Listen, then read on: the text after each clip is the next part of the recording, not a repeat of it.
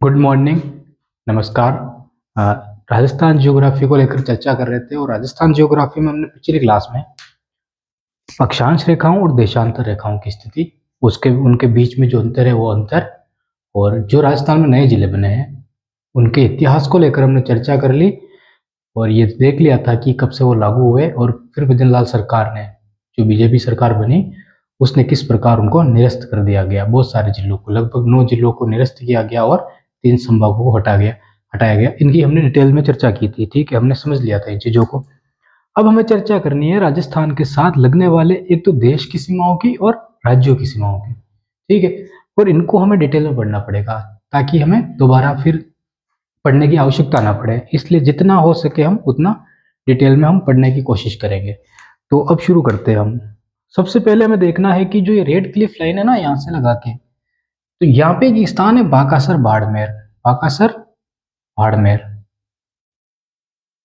ठीक है, बाड़मेर राजस्थान का एक जिला है बाड़मेर, उसमें एक स्थान है बाकासर। एक तहसील है यहाँ पे सेवड़ा, सेवड़ा तहसील। यहां से लगाकर यहां तक जो ये गंगानगर है, यहाँ पे स्थान है हिंदूमल कोट, हिंदूमल कोट। और ये जिला है, ये है गंगानगर, गंगानगर, ठीक है। हिंदूमल कोट से लगाकर बाकासर बाड़मेर तक राजस्थान के किस दिशा में? पश्चिम दिशा में एक अंतर्राष्ट्रीय सीमा बनती है। अंतर्राष्ट्रीय सीमा बनती है तो कौन सा देश राजस्थान के साथ सीमा बनाता है? पाकिस्तान। थोड़ी डिटेल में चर्चा कर लेते हैं इसकी। 3 जून, ठीक है, एक तारीख थी 3 जून, 3 जून, साल था 1947, 3 जून 1947। माउंट बेटन योजना भारत में आती है। उस योजना को 3 जून योजना भी कहा जाता है। योजना आती है माउंट बेटन, भारत में माउंट बेटन, जो उस टाइम का 1947 का जो वाइस राय था ना भारत में, ठीक है। दो तरीके के भारत थे, एक ब्रिटिश भारत, एक हिंदुस्तानी भारत, दो तरह के भारत बांटे हुए थे। ये हम पॉलिटिक्स का विषय है तो उस पॉलिटिकल में पढ़ेंगे। यहाँ पे बस इतनी चर्चा करनी है कि 1947 3 जून को माउंट बेटन योजना आती है, ठीक है। क्यों आई वो योजना? उसको निर्धारण करना था, भारत और पाकिस्तान को लेकर डिवाइडेशन करना था, एक आधार सीमा बनानी थी, विभाजन करना था। अगर हम कहें ना, विभाजन करना था, भारत का जो विभाजन हो रहा था ना, भारत 3 देशों में बट रहा था, 2 पाकिस्तान और हिंदुस्तान में। तो उसका जो विभाजन करने का जो कार्य था वो था माउंट बेटन योजना के द्वारा। इस माउंट बेटन योजना में एक व्यक्ति था जिसका नाम था sir sir Cyril Radcliffe, Radcliffe, Radcliffe अंग्रेजों का वकील था, ठीक है। ये उस टाइम का वकील था। जैसे कि भारत से काफी सारे लोग, महात्मा गांधी हो गए, सरदार वल्लभ भाई पटेल हो गए, ये जितने भी लोग थे ना, ब्रिटेन में गए, इन्होंने वकालत की, फिर वापस आए। तो जो वकालत कर रहे थे ना लोग, उनमें ये भी वकालत कर चुके थे, ये भी वकील थे, और ये ब्रिटेन के थे, ठीक है। इनको कार्य दिया गया किसके द्वारा? माउंटबेटन योजना के द्वारा। इनको कार्य दिया गया कि आपको सीमा का निर्धारण करना है, ठीक है। किसने दिया? माउंटबेटन योजना के द्वारा, मतलब कि वाइसराय ने दिया। वाइसराय सबसे बड़ा पद, ठीक है, अंग्रेजों का, उस टाइम को ब्रिटिश भारत का, तो दिया। इनको कहा गया है कि आपको निर्धारण करना है क्या? इस रेखा को, भारत को और पाकिस्तान को, 2 देशों को बनाना है और बीच में एक बॉर्डर बनाना है, वो काम आपका है। इनको जो कार्य दिया गया, वो कार्य मात्र कुछ हफ्तों में पूरा करना था इनको। कितने महीने नहीं दिए गए, साल नहीं, महीने नहीं, कुछ हफ्ते दिए गए, बस 2-3 हफ्ते, कि 2-3 हफ्तों के अंदर आपको ये कार्य पूरा करना है, ठीक है। समझना इस चीज को काफी, ये समझ में आ गई तो फिर रेड क्लिफ रेखा आपको भी नहीं भूलोगे, ठीक है। तो sir red Cyril red Cliff द्वारा दिया गया। 3 जून को माउंटबेटन योजना आती है, लगभग 12 जुलाई था, ठीक है। तारीख याद नहीं रखनी है, जुलाई 1947, जुलाई 1947 में red Cliff, Cyril red Cliff, ये तारीख थोड़ी डिफरेंट हो सकती है, ठीक है, अलग अलग गाइडों में अलग अलग मिल सकती है, तो ये जरूरी नहीं है, ये जुलाई 1947 आपको याद होना चाहिए। तो सर सिरिल रेड क्लिफ द्वारा सीमा आयोग का गठन किया गया। सीमा आयोग का, सीमा आयोग, सीमा आयोग का गठन किया गया कब? जुलाई 1947 में। ठीक है, किसके द्वारा? सर रेडक्लिफ के द्वारा। क्यों किया गया? सीमा आयोग से पता चल रहा है नाम से कि सीमा मतलब कि डिवाइडर। ठीक है, तो सीमा आयोग का गठन किस लिए? कि एक लाइन खींचनी है आपको, रेड क्लिफ लाइन। इस सीमा कहते थे पहले, ठीक है, रेड क्लिफ नहीं था, लेकिन फिर जब बॉर्डर खींच दिया गया ना, तो इनके नाम पर ही ये लाइन का नाम पड़ गया रेड क्लिफ लाइन। अब ऐसी दो लाइनें खींची गई, लगभग 4000, ठीक है, 4500 का बॉर्डर बनाया गया। तो 1070 किलोमीटर का बॉर्डर तो यहाँ पे बना, और बाकी का बॉर्डर अपने बांग्लादेश में। ठीक है, तो लगभग 5000 से ऊपर का बॉर्डर बन रहा है। देख लो, 1000 ये और 4000 की सीमा वहां पे है। तो दो बॉर्डर बनाए गए, एक तो रेड क्लिफ लाइन ये, और एक बांग्लादेश के साथ जो सीमा टच हो रही वो भारत के भूगोल में हमने देखा था। ये बात तो हो गई इनकी। ठीक है, 12 जुलाई 1947 को रेखा खींची गई। जरूरत क्यों पड़ी, थोड़ा उसको समझ लेते हैं कि इस लाइन को खींचने की आवश्यकता क्यों पड़ी। आज़ादी मिल रही थी हमें, और तय हो चुका था कि अंग्रेज भारत छोड़ के जा रहे हैं। ठीक है, तो ये तय हो चुका था। और ये 1947 में तय नहीं हुआ था कि भारत छोड़ के जा रहे हैं। ये लगभग 2-3 साल से के आसार बन चुके थे कि अब हाँ, अंग्रेज चले जाएंगे भारत छोड़ के। ठीक है, जो आंदोलन, जो लोग उमड़ रहे थे, जो आंदोलन हो रहे थे, जो लोगों के मतलब के जो लोग, खुद लोग अधिकारों के लिए अपनी लड़ाइयाँ लड़ रहे थे, इस यही कारण था कि अब लग रहा था कि चले जाएंगे, मतलब अंग्रेज छोड़ के। उसी टाइम एक व्यक्ति था, मोहम्मद अली जिन्ना। मोहम्मद अली जिन्ना, ठीक है, बंटवारे का सबसे बड़ा कारण था मोहम्मद अली जिन्ना, भारत और पाकिस्तान के। इन्होंने क्या किया, इन्होंने मतलब कि अपना मतलब माइंड लगा लिया होगा, जो भी होगी, अपने हाथ में पावर चाहिए थी इनको।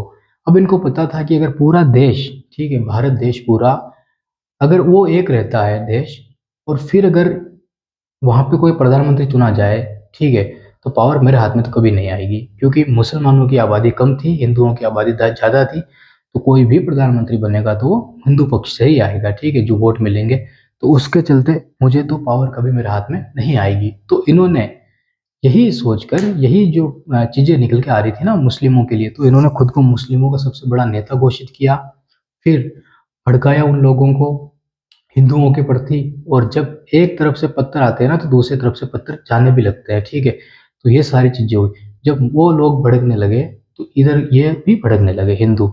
तो इन दोनों के बीच में जो स्थिति आई ना टकराव की, वो स्थिति पाकिस्तान के बॉर्डर पर और राजस्थान के बॉर्डर पर, ये सीमा है ना यहाँ पे, ठीक है, भारत पाकिस्तान के बॉर्डर पे। तो यहाँ पे पता है आपको, राजस्थान के ऊपर एक राज्य है पंजाब। यहाँ पे एक राज्य है भारत का, वो है पंजाब। पंजाब राज्य में आपको पता है कि सबसे ज्यादा जनसंख्या किसकी है? सिखों की है। तो ये जो आग लगी ना हिंदू मुसलमानों के बीच में, और बीच में जो जमीन पड़ी वो थी पंजाब, सिंध प्रांत, ठीक है, वो आग वहां तक पहुंची, सिखों को भी लपेट लिया गया बीच में। फिर जो त्रिकोणीय संघर्ष हुआ ना, वो किसके बीच में हुआ? एक तो हुआ मुसलमानों के बीच में, हिंदुओं के बीच में, और सिखों के बीच में। तो जो विभाजन में जो लोग मारे गए थे, ठीक है, वो 3 धर्मों के लोग थे, खासकर से हिंदू, मुसलमान और सिख। ये तीनों लोगों को लपेट लिया गया था इन नफरती लोगों के द्वारा। ठीक है, ये घटना हुई। दूसरी बात, जब हम आज़ाद हो रहे थे ना, तो हर एक व्यक्ति को लग रहा था कि हम आज़ाद हो रहे हैं। ठीक है, हर एक व्यक्ति को लग रहा था कि जो मेरी पावर खो चुका था मैं, वो वापस आने वाली। जो भी राजा थे, जो भी राजा थे, उनको लग रहा था कि मेरा राज्य वापस आ रहा है। ठीक है, दूसरी चीज, जो भी लोग थे वहाँ के, उनको लग रहा था कि अब हम आज़ाद होंगे तो हमें हमारे अधिकार वापस, जो हमारे पास अधिकार नहीं थे वो अधिकार हमें मिल जाएंगे। तीसरी चीज, महिलाएं सोच रही थी कि जब हमें मजबूर होकर ये सारे कार्य करने पड़ते थे, जो मतलब महिलाओं के जितने भी विवश होकर वो कार्य करना पड़ रहे थे ना, उनको लग रहा था कि थोड़ी बहुत इनमें छूट मिलेगी, हम भी बाहर जा सके, घूम सकेंगे, वो सारी चीजें चल रही थी।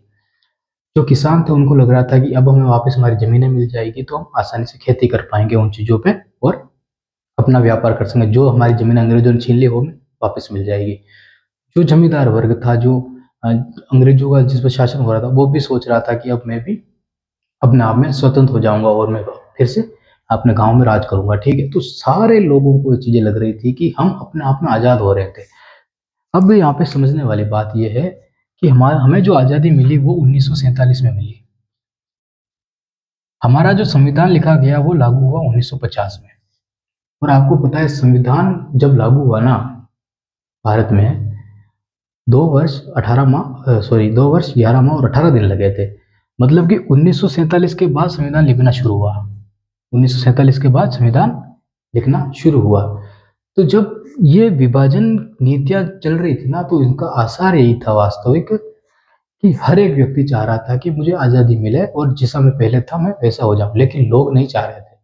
जो जनसंख्या थी, जो जनता थी, वो लोग यही चाह रहे थे कि पहले जो चीजें थी उसमें बदलाव आए। हमने आंदोलन की लड़ाई लड़ी है तो कम से कम हमें तो हमारे अधिकार मिले। ठीक है, किसी राजा ने आंदोलन की लड़ाई नहीं लड़ी है, देख लेना।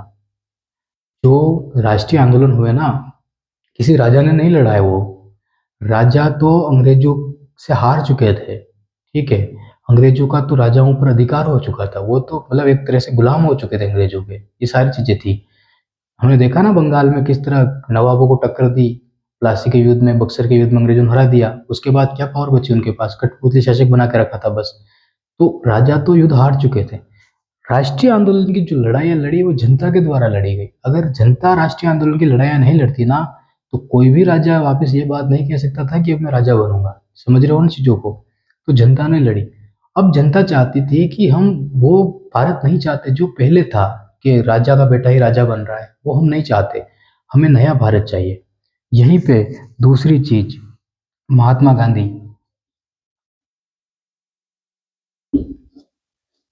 ठीक है, ये जो सोच जनता के बीच में आई ना, लोगों के बीच में आई, 200 साल तक ही तो अंग्रेजों ने राज किया है। जनता तो पहले भी थी, राजा तो पहले भी थे। लड़ाई तो 1857 की क्रांति में भी हुई थी। उससे पहले भी तो कुछ विरोध हुए हो ना। कभी भी जनता ने अपने अधिकारों के लिए मांग नहीं की, कभी भी। इतने बड़े रूप में कभी आंदोलन नहीं हुए थे देश के अंदर। ठीक है, देश में क्या, 1789 क्रांति से पहले तो फ्रांस में भी नहीं हुए थे। ठीक है, फ्रांस 1789 क्रांति से पहले तो वहां पे भी राजा का शासन था। तो सारी चीजें जो निकल निकल के आ रही थी ना सामने, वो ऐसे महान लोगों की सोच थी। इन्होंने लोगों को कहा कि आपको अपने नैतिक जो मूल्य है ना, जो नैतिक कर्तव्य है, उनके लिए लड़ाई लड़नी है। लोगों ने जब पूछा कि नैतिक कर्तव्य क्या है, मूल्य क्या है, वो चाहते हैं कि आपको बोलने की आज़ादी हो, महिलाओं को घर से निकलने की आज़ादी हो, महिलाओं को भी कार्य करने की आज़ादी हो, महिलाओं को भी स्वतंत्र रूप से रहने की आज़ादी हो, किसानों को अपनी जमीन पर रह के व्यापार करने की आज़ादी हो। जो कच्चा माल भारत में पैदा हो रहा है वही कच्चा माल भारत में प्रोडक्शन हो उसका, उसी से पक्का माल तैयार किया जाए और उसी को बांटा जाए, तो ये आज़ादी हो। ठीक है, ये चीज़ हो गई। दूसरी बात, हम सोशल मीडिया पे देखते हैं काफ़ी के आज़ादी चरखे से नहीं मिली, फांसी के फंदे पे जो भगत सिंह झूले थे उनसे मिली। नहीं मिली है चरखे से आज़ादी। कारण था, भारत के अंदर चरखे से आज़ादी कैसे मिल सकती थी ऐसे देश में? ठीक है, भगत सिंह जैसे लोगों की विचारधारा भी तो चाहिए थी, जो मरने के लिए तैयार थे। किसी भी व्यक्ति के अंदर कोई जोश तब आएगा ना जब उसका लीडर लीडर होकर लड़ाई उसके लिए लड़ेगा, जब जनता के लिए ऐसे लीडर निकल के आए। भगत सिंह को जेल में बंद कर दिया गया। क्यों किया गया? कि अदालत के अंदर उन्होंने बम फेंके और कहा कि बहरों को सुनाने के लिए हमें धमाकों की आवश्यकता पड़ती है, तो कभी कभी धमाके करने पड़ते हैं। इस आधार पर जेल में बंद कर दिया गया। मुकदमा चलाया गया जो सैंडर्स की हत्या कर दी थी उसको लेकर। और हत्या का मुकदमा तो हत्या ही होगी, फांसी होगी। जब जवाहरलाल नेहरू भगत सिंह से मिले, ठीक है, काफी सारे नेता उनसे मिलने गए, तो आप मुझे खुद बताइए कि जो व्यक्ति पूरे हिंदुस्तान का लीडर बन चुका है, भगत सिंह की भी पावर उतनी ही थी जितनी महात्मा गांधी की थी उस वक्त। ठीक है, इतना बड़ी शख्सियत बन चुका था वो। तो वो जो व्यक्ति इतना बड़ा लीडर बन चुका है, क्या कांग्रेस के नेता या देश का कोई भी दूसरा व्यक्ति उसके लिए अंग्रेजों से भीख मांगेगा क्या कि आप भगत सिंह को छोड़ दीजिए? कोई भीख मांगेगा क्या इसके लिए? वहां पे तो मरना था लोगों को और वो मरे थे देश के लिए। ठीक है, तो ये सारी चीजें, तो महात्मा गांधी को भगत सिंह के साथ जोड़ने से कोई अर्थ नहीं बैठता है। क्योंकि इरविन समझौता जब हो रहा था तो काफी सारी लोगों की मांगे थी उस वक्त भी। तो वो सारी चीजें, अब चरखे से आजादी नहीं मिली, लेकिन चरखे से महिलाओं को रोजगार तो मिला ना। पूरे देश में प्रोडक्शन मतलब कि शुरू हो गया था खादी को लेकर। लोग चरखे से खादी तैयार कर रहे हैं, उसी खादी से अपना व्यवसाय चला रहे हैं। मतलब कि लोगों के पास एक रोजगार आ गया, महिलाओं के पास घर में फ्री बैठी थी, एक आंदोलन के रूप में सामने निकल के आई। हर घर में चरखा था, हर व्यक्ति चरखा चला रहा था, खादी से कपड़े तैयार हो रहे थे, वही कपड़ों का प्रोडक्शन व्यापारी के साथ हो रहा था। मतलब कि हिंदुस्तान की अर्थव्यवस्था खड़ी हो रही थी वापस, जो अंग्रेजों ने खत्म कर दी, समाप्त कर दी थी। जो सोने की चिड़िया अंग्रेज लेके चले गए थे, वही चीजें उस चरखा के द्वारा वापस स्थापित हो रही थी हिंदुस्तान में। तो चरखे से आजादी नहीं आई, भारत की अर्थव्यवस्था मजबूत हुई थी। ठीक है, तो भगत सिंह से चरखे से कोई लेना देना ही नहीं है। सोशल मीडिया पे 4 किताबें नहीं पढ़ते हैं लोग और हर कुछ बोल देते हैं, तो उससे कोई फ़र्क नहीं पड़ता है इन चीज़ों को, ठीक है? जो महान थे वो महान रहेंगे, ये चीज़ें हैं। अब हर व्यक्ति चाह रहा था कि हमें आज़ादी मिले। मोहम्मद अली जिन्ना ने खुद को पावर में लाने के लिए अपना एक नया देश बनाया और देश का प्रधानमंत्री बन गया। 1 साल में इसको औकात पता चल गई और इसकी मौत भी हो गई थी, और अपनी किताबों में ये व्यक्ति लिख के गया है कि मेरी ज़िंदगी का सबसे बुरा काम यही था कि मैंने बँटवारा कराया, ठीक है? मुसलमानों को लेकर। और इसके बँटवारे के जो आसार सामने आ रहे हैं, वो आज आ रहे हैं कि पाकिस्तान के पास खाने के लिए आटा तक नहीं है, ठीक है? धर्म के नाम पे जो बँटवारा मोहम्मद अली जिन्ना ने करवाया ना, वो हो रहा है। आज हिंदुस्तान में 70 साल, 75 साल के बाद भी देश का प्रधानमंत्री हर एक देश में घूमने जा रहा है, ठीक है? जो भी कार्य करने जा रहा है, जो विदेश नीति अपना रहा है, तो दूसरे देश के जो प्रधानमंत्री होते हैं ना, उनका स्वागत करते हैं लोगों का, ठीक है? तो ये शुरू से हो रहा है, तो कितनी मतलब ज़िम्मेदारी वाली बात है। आज पाकिस्तान की औकात दूसरे देशों के सामने क्या है? आज हिंदुस्तान की औकात दूसरे देशों के सामने क्या है? तो वो चीज़ें थी, धर्म के नाम पे जो देश बना और एक सेकुलर जो देश बना हमारे सामने, वो चीज़ें थी, ठीक है? ये सारी चीज़ें हो गई। अब बात करते हैं हम रेड क्लिफ लाइन की, कि किस प्रकार इसका निर्धारण किया गया। तो कुछ हफ्तों का समय दिया गया था सर सिरिल रेडक्लिफ को, और 12 जुलाई को इसका गठन किया गया, ठीक है? एक बार आप इन तारीखों को लिख लीजिए, उसके बाद हम पाकिस्तान के साथ और इनके साथ जो विभाजन में जो लोग मारे गए थे उनकी बात करते हैं, और फिर हम इनकी बात करते हैं, ठीक है? जिलों की बात करते हैं। एक बार इनको उतार लीजिए।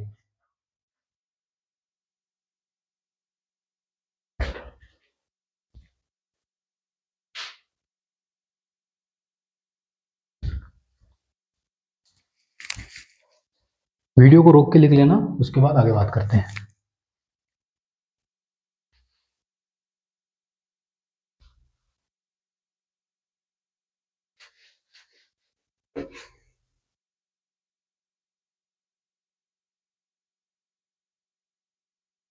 लगभग जिस दिन विभाजन हुआ था ना, तो 3 हफ्तों का टाइम दिया गया था, 3-4 हफ्ते मिले थे। देखो, 12 जुलाई की बात है, ठीक है, 1947 की, और 17 अगस्त 1947 लाइनें खींच दी गई बॉर्डर के बीचों बीच। लोगों को पता ही नहीं था, कोई लोग खेत पे थे, कोई कहाँ पे थे, ठीक है, अपना काम कर रहे थे।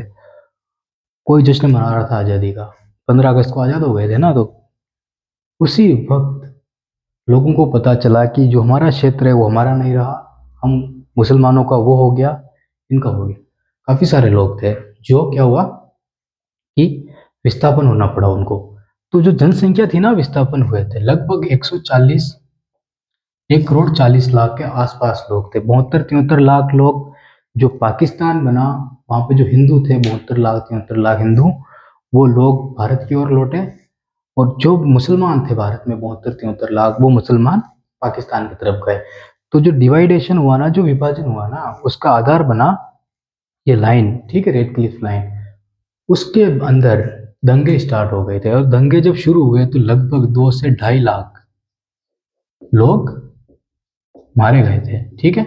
2 से 2.5 लाख लोग मारे गए थे। लगभग 1 करोड़ 40 लाख लोग ने अपनी जमीनें छोड़ दी।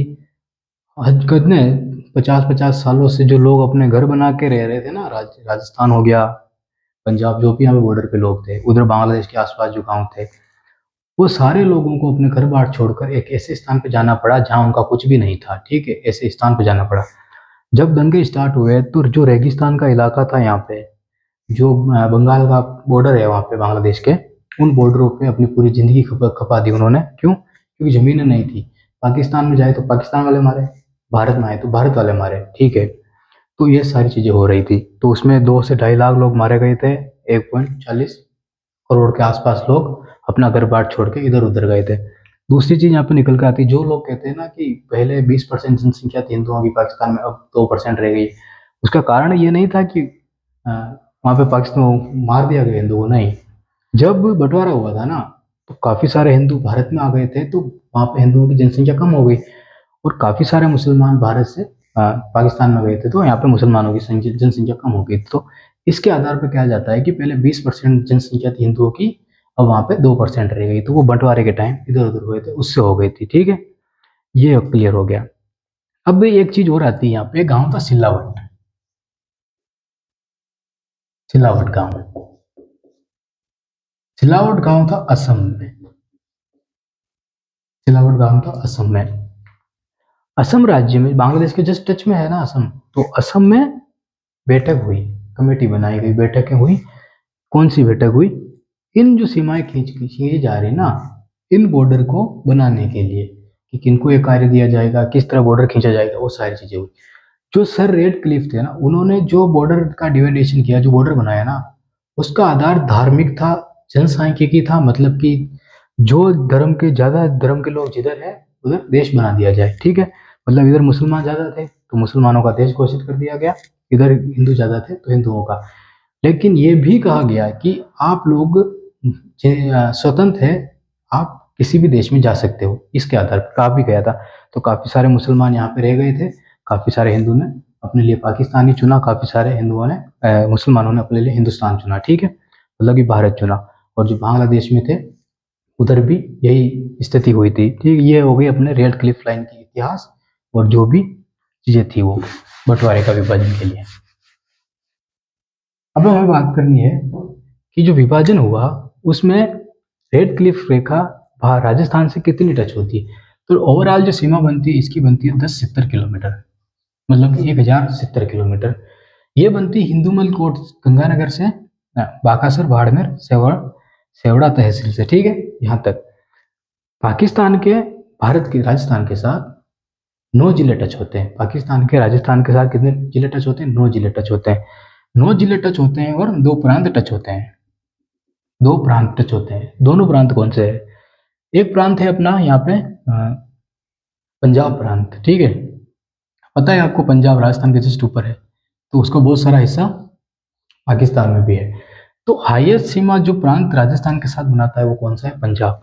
तो यहाँ से पंजाब से लगा के, ठीक है, यहाँ तक, लेकिन राजस्थान के तो यहाँ से हिंदूमल कोट से लगा के यहाँ तक, जैसलमेर तक, हिस्से तक। ठीक है, पंजाब प्रांत सीमा बनाता है, हाईएस्ट सीमा बनाता है राजस्थान के साथ। कितनी बनाता है हमें नहीं देखना है, ये इन जिलों की लंबाई नहीं पूछ जाती है। ठीक है, उसके बाद यहाँ से लगा के, यहाँ से लगा के, इस हिस्से से लगा के यहाँ तक, बाकासर बाड़मेर तक, सिंध प्रांत। सिंध प्रांत, सिंध प्रांत सीमा बनाता है, इसको बोलते हैं सिंध प्रांत। तो पाकिस्तान के कितने प्रांत हो गए जो राजस्थान के साथ सीमा बना रहे हैं? 2 प्रांत हो गए। कौन कौन से? पंजाब प्रांत और सिंध प्रांत। सबसे कम सीमा बनाता है सिंध प्रांत, सबसे ज्यादा सीमा बनाता है पंजाब प्रांत। ठीक है, क्लियर। उसके बाद यहाँ पे बहावल नगर, पाकिस्तान का बहावल नगर, यहाँ पे ये सबसे ज्यादा सीमा बनाता है राजस्थान के साथ। ठीक है, सबसे ज्यादा सीमा। अगर जिले की बात करें तो सबसे ज्यादा, और अगर प्रांत की बात करें तो पंजाब प्रांत सबसे ज्यादा। ठीक है, यह है रहीम यार खान यहाँ पे। ठीक है, 2 चीजें हो गई। रहीम यार खान आखिरी जिला है पंजाब प्रांत का, आखिरी जिला है पंजाब प्रांत का जो जैसलमेर के साथ सीमा बनाता है। आखिरी जिला है। पूछ लिया जाए कि पंजाब प्रांत का वो कौन सा आखिरी जिला है जो राजस्थान के साथ जिला सीमा बनाता है दक्षिण में, तो कौन सा है? रहीम यार खान। ठीक है, सिंध प्रांत की अगर बात करें ना, तो यहाँ पे उमरकोट। उमरकोट राजस्थान का, राजस्थान के साथ सीमा बनाने वाला सबसे छोटा जिला है। ठीक है, इसमें बड़ा कुछ नहीं पूछेगा। अगर क्वेश्चन आएगा तो पाकिस्तान का सबसे ज्यादा सीमा बनाने वाला कौन सा जिला है और सबसे कम सीमा बनाने वाला कौन सा जिला है, तो उमरकोट। जिला पूछ ले तो उमरकोट, और प्रांत पूछ ले तो सिंध प्रांत। ठीक है, ये 2 चीजें हो गई। यहाँ पे है बहावलपुर। ठीक है, बहावलपुर। तो 1 2 3, तो पाकिस्तान के साथ सीमा बनाने वाले राजस्थान के कितने, सॉरी, पाकिस्तान के कितने जिले हैं जो राजस्थान के साथ सीमा बनाते हैं? तो 3 जिले हैं। तीनों जिले किस प्रांत के हैं? तो पंजाब प्रांत के। क्वेश्चन बनता है कि पंजाब प्रांत के कितने जिले हैं जो पाकिस्तान राजस्थान के साथ सीमा बनाते हैं? पंजाब प्रांत के 3 जिले हैं, ठीक है। सबसे ज्यादा सीमा कौन बनाता है? पंजाब प्रांत बनाता है, ठीक है। अब बात हो गई, यहाँ पे है घोटकी, ठीक है, घोटकी। यहाँ पे संगूर, यहाँ पे खेरपुर, खेरपुर, ये है एक, और यह है उमरकोट। इसको देखना पड़ेगा, यह है उमरकोट, यह है थार पारकर, थार पारकर। एक ट्रेन चली थी थार पारकर से मुंबई थाने की, ठीक है। तो यही थी एक ट्रेन, बाकर बांसवाड़ा। हाँ, यह एक ट्रेन है, यहाँ पे कितने वो हम जब परिवहन पढ़ेंगे उसमें पढ़ेंगे, ठीक है। थार पारकर हो गया। तो पाकिस्तान की 1 2 3 4 5 6 7 8 9, पाकिस्तान के 9 जिले हैं जो राजस्थान के जिलों के साथ सीमा बनाते हैं। ये इसका देख लेंगे, इसका क्या नाम है जो निकल गया दिमाग से। बाकी ये 9 जिले हैं पाकिस्तान के जो राजस्थान के साथ सीमा बनाते हैं। और जो हिस्ट्री थी इस कहानी को लेकर, जो विभाजन का कारण था वो भी हमने देख लिया, वो सारी चीजें हैं। अब कोई क्वेश्चन नहीं बनेगा पाकिस्तान से तो राजस्थान के साथ, ठीक है। 9 जिले बनाते हैं, सबसे ज्यादा कौन, सबसे कम कौन? और पंजाब प्रांत और सिंध प्रांत। लंबाई लंबाई नहीं पूछते हैं इसकी इनकी। अब बात करते हैं राजस्थान को लेकर कि राजस्थान के कौन से जिले हैं। एक बार इनको उतार लीजिए आप।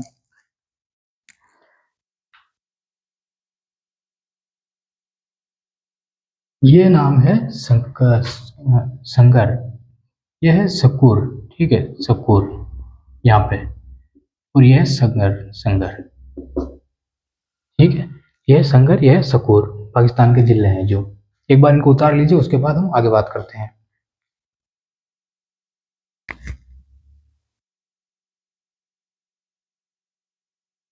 मैप में ऐसे कैसे लिख देना आप?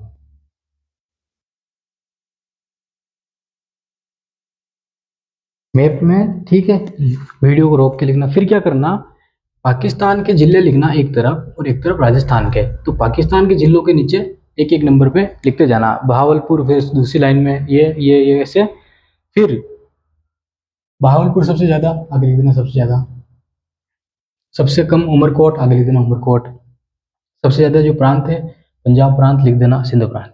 उसके अलावा कोई नहीं पूछेगा।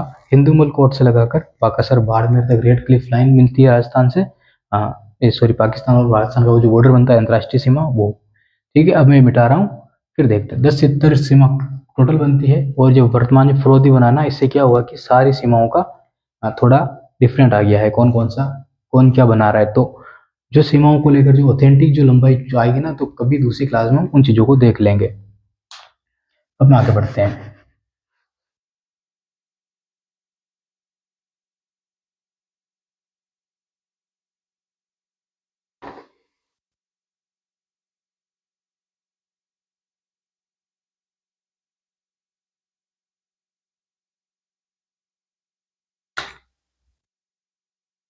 ठीक है, अब देखो हम बात करते हैं राजस्थान की। यहाँ पर है जैसलमेर, ठीक है। और यहाँ पे है बाड़मेर, फलोदी, बीकानेर और गंगानगर। राजस्थान के 5 जिले ऐसे हैं जो पाकिस्तान के साथ सीमा बनाते हैं, पाकिस्तान के साथ सीमा बनाते हैं, ठीक है, पाकिस्तान के साथ सीमा बनाते हैं। राजस्थान के कितने जिले? 5 जिले हैं। क्वेश्चन पूछेगा कि राजस्थान के साथ सबसे ज्यादा सीमा बनाने वाला कौन सा जिला है? तो जैसलमेर, ठीक है। पाकिस्तान के साथ सबसे ज्यादा सीमा बनाने वाला कौन सा जिला है भारत राजस्थान का? तो जैसलमेर। सबसे कम सीमा बनाने वाला कौन सा है? तो फलोदी। सबसे नवीनतम जिला कौन सा है जो सीमा बना रहा है अंतर्राष्ट्रीय सीमा के साथ? फलोदी। सबसे कम बनाने वाला फलोदी, ठीक है। दो चीजें, दो क्वेश्चन तैयार। बाड़मेर जो जिला है ना, ये पाकिस्तान के साथ दक्षिण में आखिरी छोर पे सीमा बनाता है, ठीक है, दक्षिण में। ये हो गया बाड़मेर की बात। बीकानेर राजस्थान के, सॉरी पाकिस्तान के साथ बीकानेर मुख्यालय होते हैं, आपको पता है मुख्यालय, ठीक है। जो अधिकारी होते रहने की जगह तो मुख्यालय बोलते हैं उनको। तो इस रेड क्लिफ लाइन से, इस रेड क्लिफ लाइन से सबसे दूर स्थित मुख्यालय है ना, वो बाड़मेर का है, ठीक है। दूर स्थित मुख्यालय। इस रेड क्लिफ लाइन से क्वेश्चन बनेगा कि रेड क्लिफ लाइन पे स्थित जिलों रेड क्लिफ लाइन पे स्थित जिलों में सबसे दूर मुख्यालय किस जिले का तो है वो बीकानेर का है। लेकिन रेड क्लिफ लाइन से सबसे दूर जिलों का मुख्यालय पूछे ना तो धौलपुर। सबसे ज्यादा दूर कौन सा जिला है बताओ? धौलपुर है ना, तो पूछेगा तो धौलपुर आंसर है इसका। ठीक है, अब ये क्वेश्चन हो गया। तो ये भी तो पूछ सकता है ना कि सबसे पास जिला मुख्यालय किसका है, तो सबसे पास जिला मुख्यालय किसका है? गंगानगर का। तो सबसे पास जिला मुख्यालय रेड क्लिफ लाइन के सबसे पास जिला मुख्यालय किसका? गंगानगर का। ठीक है, ये क्वेश्चन हो गए। उसके बाद कितने जिले टोटल सीमा बना रहे हैं पाकिस्तान के साथ, तो ये हो गई। तो एक बार मैप में ये दर्शा दीजिए पाकिस्तान के साथ रेड क्लिफ लाइन में ये जिले और जो मुख्यालय बोले वो लिख लीजिए। उसके बाद आगे बात करते हैं।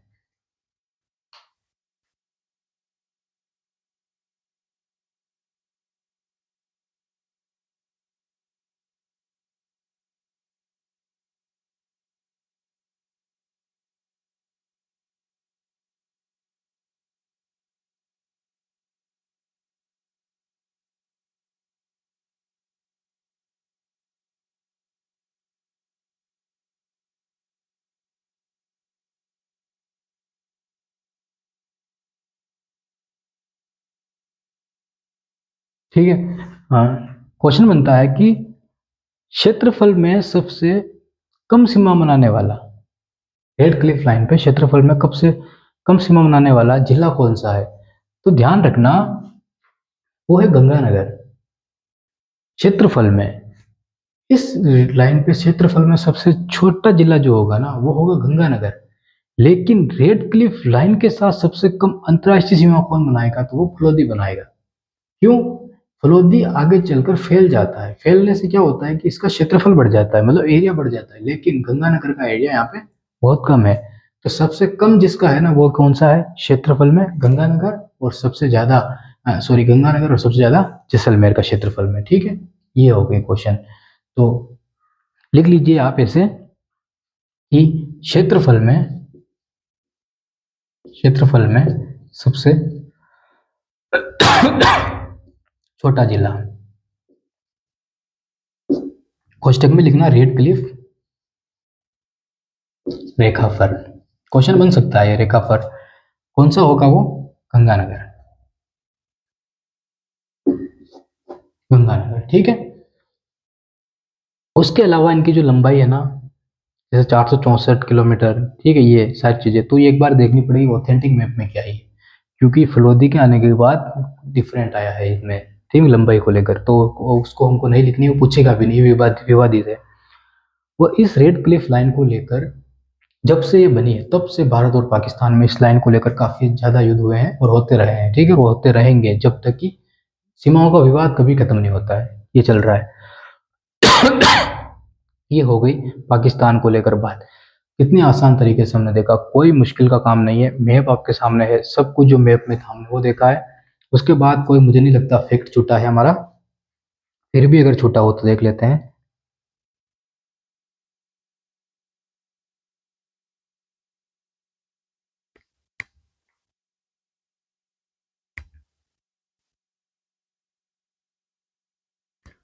अब यहाँ पे एक चीज हो रहा है, ठीक है। सकूर जहाँ पे आपने देखा था ना, सकूर पाकिस्तान का, जिस तरफ गंगानगर सबसे कम सीमा मनाता है ना, उसी तरह सकूर सबसे कम सीमा मनाता है क्षेत्रफल में। तो बहुत आवश्यक नहीं हो तो आप सुन लेना, बस लिख देना लिखना चाहो तो। सकूर सबसे कम क्षेत्रफल में, और बहावलपुर, ठीक है, बहावलपुर सबसे ज्यादा। तो वो नहीं पूछेंगे पाकिस्तान को, बस जिले पूछ लेंगे, ऐसा कुछ नहीं पूछते हैं। राजस्थान का इतना ज्यादा मैटर है, वो पाकिस्तान से क्यों उठाएंगे क्वेश्चन, वो चीजें हैं। ठीक है, तो पाकिस्तान को लेकर और रेड क्लिफ लाइन को लेकर ये चर्चा हो गई। अब हमें देखनी है राज्यों के साथ कौन राज्य सीमा बनाते हैं। ठीक है, अब मिलते हैं हम नेक्स्ट क्लास में। बहुत बहुत धन्यवाद। क्लास कैसी लगी कमेंट में करके बताना।